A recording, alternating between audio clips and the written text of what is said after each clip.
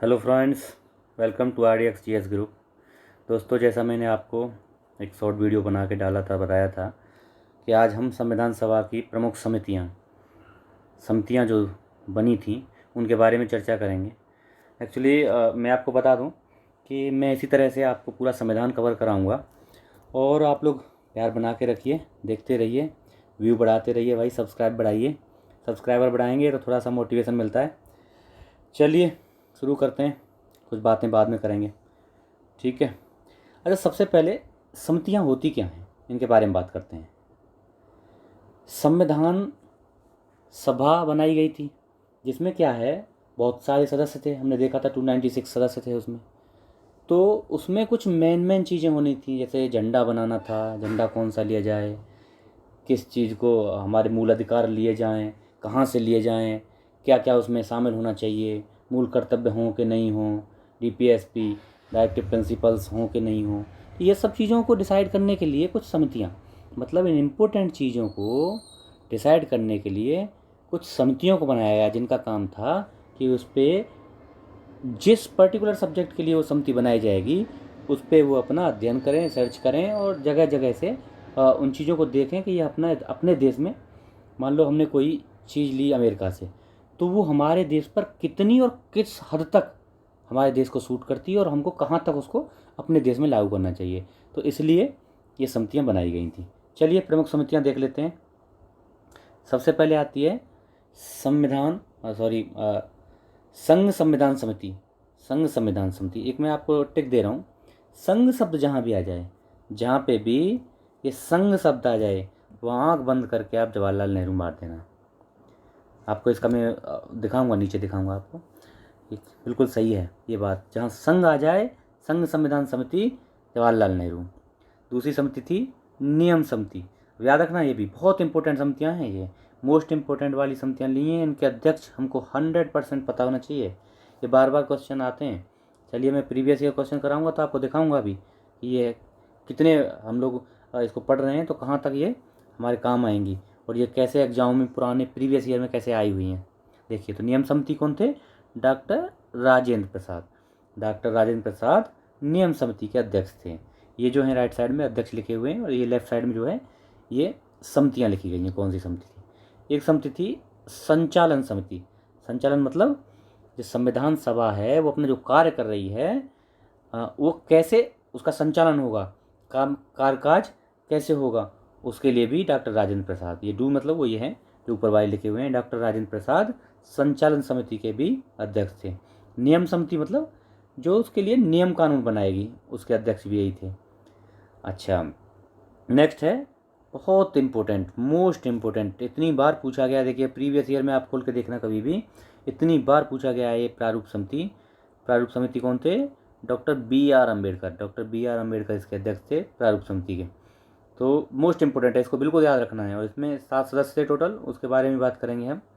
अगली समिति थी हमारी मौलिक अधिकारों एवं अल्पसंख्यकों हेतु सलाहकार समिति। मतलब मौलिक अधिकार, हमारे जो मौलिक अधिकार होंगे वो कैसे होंगे, उनके बारे में काम करने के लिए, तथा अल्पसंख्यकों के क्या क्या अधिकार होंगे, हमारे देश में जो अल्पसंख्यक हैं, माइनॉरिटीज़ हैं, उनके क्या क्या अधिकार होंगे, इन सब को कार्य करने के लिए, इन सब पे कार्य करने के लिए कौन सी समिति थी? ये समिति बनाई गई थी। उसके अध्यक्ष थे सरदार वल्लभ भाई पटेल। मौलिक अधिकार और अल्पसंख्यकों हेतु सलाहकार समिति थी, सरदार वल्लभ भाई पटेल उसके अध्यक्ष थे। नेक्स्ट थी प्रांतीय संविधान समिति। एक संविधान था संघ के लिए, आपने देखा होगा संविधान हमारा संघ के लिए है और प्रांतों के लिए भी संविधान, वो कहाँ तक बने, कौन कौन से उसमें आर्टिकल्स होंगे, किसका क्या रोल होगा, ये सब मतलब प्रांतों के लिए संविधान। प्रांतों मतलब राज्यों के लिए संविधान जो बनेगा, उसके भी अध्यक्ष कौन थे? यही डॉक्टर सरदार वल्लभ भाई पटेल। सरदार वल्लभ भाई पटेल उसके भी अध्यक्ष थे। नेक्स्ट है संघ शक्ति समिति। संघ शक्ति मतलब संघ की क्या क्या शक्तियाँ होंगी, संघ के हाथ में कौन कौन सी पावर्स होंगी, ये सब जवाहरलाल नेहरू की अध्यक्षता में ये समिति थी। अगली समिति है मूल अधिकार उप समिति। अच्छा, 2 उप समितियाँ हैं, मेन इंपॉर्टेंट उप समितियाँ बता रहा हूँ मैं। मूल अधिकारों पे एक समिति ऊपर हमने देखा, कौन सी थी? मूल अधिकारों पे जो एक समिति बनाई थी मौलिक अधिकारों के लिए, उसमें सरदार वल्लभ भाई पटेल। लेकिन मूल अधिकारों पर उपसमिति, इसके कौन अध्यक्ष थे? जे.बी. कृपलानी, इसके अध्यक्ष थे जे.बी. कृपलानी। नेक्स्ट थी अल्पसंख्यक उपसमिति, यानी कि अल्पसंख्यकों के अधिकारों के लिए वही सरदार वल्लभ भाई पटेल, लेकिन इसकी एक उपसमिति थी, इसके अध्यक्ष कौन थे? एच.सी. मुखर्जी। अच्छा, नेक्स्ट देखिए, अभी एक बहुत इंपॉर्टेंट समिति है, तदर्थ झंडा समिति। झंडा समिति, तदर्थ झंडा समिति, मतलब झंडा समिति, तदर्थ समिति ऐसी समितियाँ होती हैं जो कि एक एक्स्ट्रा जो समितियाँ बनाई गई हैं उससे लाइन से हट के अपना वो काम करती हैं, इसमें अपनी सलाह देती हैं, तो उनको बोलते हैं तदर्थ समितियाँ। तो तदर्थ समिति, तदर्थ झंडा समिति कौन थे अध्यक्ष? डॉक्टर राजेंद्र प्रसाद इसके अध्यक्ष थे। नेक्स्ट थी, अच्छा अभी देखिएगा, इसी समिति में तदर्थ झंडा समिति जो है, इसमें कुछ अन्य सदस्य थे। देखिए, जो इम्पोर्टेंट है वही मैंने अन्य सदस्यों का नाम लिखा है, बाकी अन्य सदस्यों का सभी में थे। ऐसा नहीं है कि एक ही अध्यक्ष बना दिया तो वही उसी से समिति बन गई, ऐसा नहीं होता है, और सदस्य भी होते हैं, लेकिन और सभी समितियों में अध्यक्ष इम्पोर्टेंट हैं। लेकिन ये दो समितियां हैं, तदर्थ झंडा समिति और एक है प्रारूप समिति।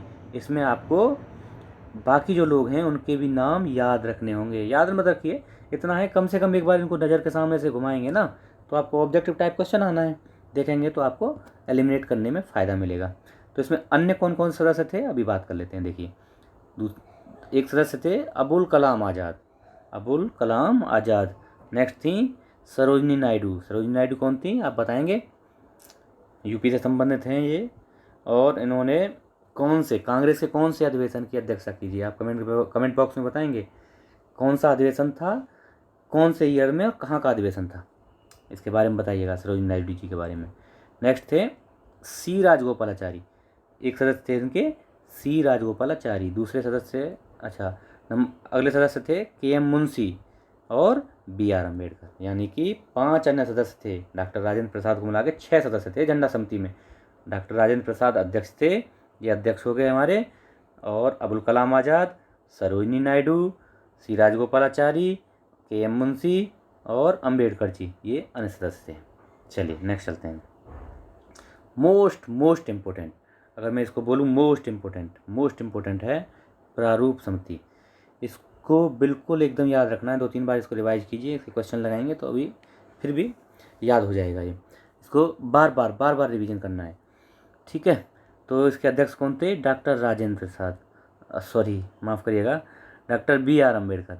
बी.आर. अम्बेडकर इसके अध्यक्ष थे, और इसमें कुल 7 सदस्य, यानी कि अम्बेडकर जी को मिला के 7 सदस्य, यानी 6 और अम्बेडकर जी प्लस 6 और। ऐसे कोई इसको गठन का अगर डेट याद रखना चाहें रख सकते हैं, 29 अगस्त 1947 को इसका गठन हुआ था।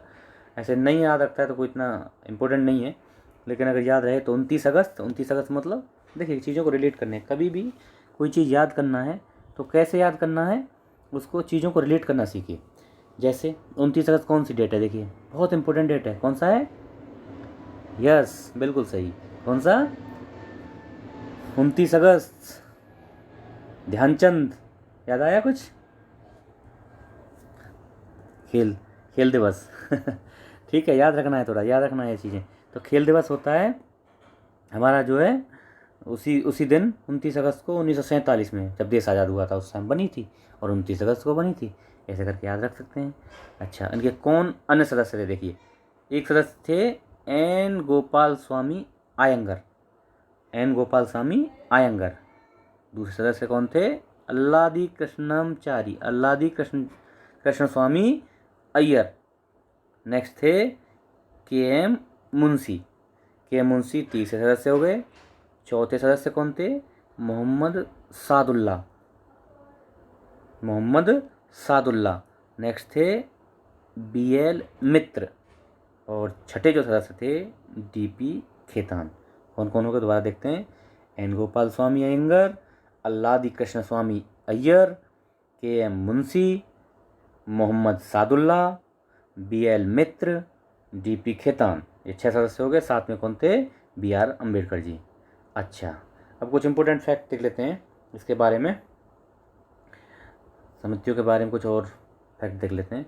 देखिए, बाद में क्या हुआ, ये जो हमारे एक सदस्य थे ना, 5वें सदस्य जो हमने नाम लिख रखा है, ये बी.एल. मित्र जी के स्थान पे एन माधव राव आ जाते हैं। कब? BL मित्र तो उस टाइम थे जब समिति बनी थी, ये प्रारूप समिति उस टाइम पे थे, लेकिन बाद में इनके स्थान पर कौन आ जाते हैं? एन माधव राव। और 2 सदस्य, देखिए इसमें 7 सदस्य थे, 5 तो परमानेंट रहते हैं, लास्ट तक रहते हैं, लेकिन 2 सदस्य ऐसे हैं जो बाद में चेंज हो जाते हैं। कौन? एक BL मित्र, कौन आ जाते हैं इनकी जगह पे? एन माधव राव। और दूसरे सदस्य हैं DP खेतान। DP खेतान, इनकी जगह पे कौन आते हैं? TT कृष्णमचारी। TT कृष्णमचारी। तो DP खेतान, कृष्णमचारी जी आ जाएंगे इनकी जगह पे, BL मित्र इनके स्थान पे एन माधव राव, ये याद रखना। अच्छा, एक चीज़ और, अभी हमने बात की थी झंडा समिति की। देखिए झंडा समिति कौन अध्यक्ष थे? डॉक्टर राजेंद्र प्रसाद, और अन्य सदस्य भी थे उसमें। तो झंडा समिति भारतीय इतिहास में या भारतीय संविधान में 2 झंडा समितियों का उल्लेख मिलता है। 2 झंडा समिति कौन सी? पहली समिति तो वो है जो 1931 में कराची अधिवेशन हुआ था, कांग्रेस का कराची अधिवेशन हुआ था 1931 को। उसमें एक झंडा समिति, प्रथम झंडा समिति का उल्लेख उसमें मिलता है, जिसके अध्यक्ष कौन थे? सरदार वल्लभ भाई पटेल। देखिए अगर ऑप्शन में आए झंडा समिति, केवल झंडा समिति आए तो वल्लभ भाई पटेल भी हो सकते हैं, लेकिन ऑप्शन देखना पड़ेगा आपको, वल्लभ भाई पटेल हैं या फिर राजेंद्र प्रसाद हैं, एक ही आएंगे इनमें से। अच्छा, या ऐसे आ सकता है तदर्थ झंडा समिति। ये दूसरी वाली जो झंडा समिति है, दूसरी वाली, ये है तदर्थ झंडा समिति। गठन कब हुआ है इसका? 1947 में, 23 जून को, और वो है 1931 में। ये 47 में बनी है, जब देश आज़ादी के पास पहुंच लिया था उस टाइम पे इस समिति का गठन किया गया है, संविधान सभा ने किया है इसका गठन। लेकिन 1931 के कांग्रेस अधिवेशन में इसका गठन हुआ है, पहली वाली का। तो ये आपको ध्यान रखना पड़ेगा कि कौन सी समिति के बारे में बात हो रही है। तदर्थ झंडा समिति 1947 वाली, इसके अध्यक्ष थे डॉक्टर राजेंद्र प्रसाद। अच्छा, क्योंकि इसका संविधान निर्मात्री सभा ने इसका गठन किया था। तो ये आज हमारा वीडियो था समितियों के बारे में। आप लोग बताइएगा कैसा लगा आपको। आशा है आपको पसंद आएगा। क्योंकि मेरा अभी दूसरा ही दिन है, कल से मैंने ये स्टार्ट किया है, तो कोशिश कर रहा हूँ सुधार करने की। आप लोग सजेशन नहीं देते हैं, सजेशन दीजिए क्या क्या इसमें सुधार किए जाएँ और कैसे बेहतर किया जाए। मैंने आपको पहले ही बताया मैं वर्किंग हूँ, मैं एक्चुअली सर्विंग हूँ, अभी ड्यूटी करके आता हूँ, उसके बाद समय मिलता है वीडियो बनाता हूँ। मेरा शौक़ है कि मैं इस तरह से लोगों की हेल्प करूं, और ये मुझे अच्छा तरीका लगा। देखिए मेरे जो कंटेंट है इसमें पूरा पॉइंट मिलेगा आपको, फालतू की चीज़ें इसमें नहीं मिलेंगी। मैं नहीं चाहता कि आपका 1 घंटा 1.5 घंटा या पौना घंटा बर्बाद करूँगा, उसमें चीज़ें यही देनी है, यही चीज़ें दे के और मैं पौना घंटा निकाल दूँ, ये मुझे नहीं अच्छा लगता है। हाँ, इतने कंटेंट आपके लिए PCS लेवल थे, आप देखना कभी PCS लेवल तक के एग्ज़ाम के लिए कोई भी PCS उठा के देख लेना, उस PCS लेवल तक के एग्ज़ाम के लिए सफिशिएंट है। और बाकी छोटे जो एग्ज़ाम हैं, हालांकि छोटा बड़ा कोई एग्ज़ाम नहीं होता है, फिर भी उनका एक लेवल होता है, जैसे UP SSC वगैरह, जैसे पैट आने वाला है, PET में तो रामबाण है। PET का क्वेश्चन अगर इसे समिति से आया तो एक भी क्वेश्चन बाहर नहीं जाएगा, श्योर हूँ मैं। तो इसलिए दोस्तों इसको लाइक करिए, शेयर करिए, चैनल को सब्सक्राइब करवाइए भाई। और मैं आपको अभी और भी दूसरे विषयों को स्टार्ट करने वाला हूँ, थोड़ा सा समय का अभाव है, उसके लिए सॉरी चाहूँगा, लेकिन मैं कोशिश करूँगा फिर भी जितना मुझे टाइम मिलेगा मैं और दूसरा सब्जेक्ट स्टार्ट करूँगा। तो प्लीज़ बताएं आप लोग। मेरा प्लान है कि मैं आधुनिक भारत स्टार्ट करूँ, लेकिन आप बताएं और कौन सा आप चाहते हैं, तो उसको मैं कोशिश करूँगा उसी को स्टार्ट कर दूँ। So thank you so much.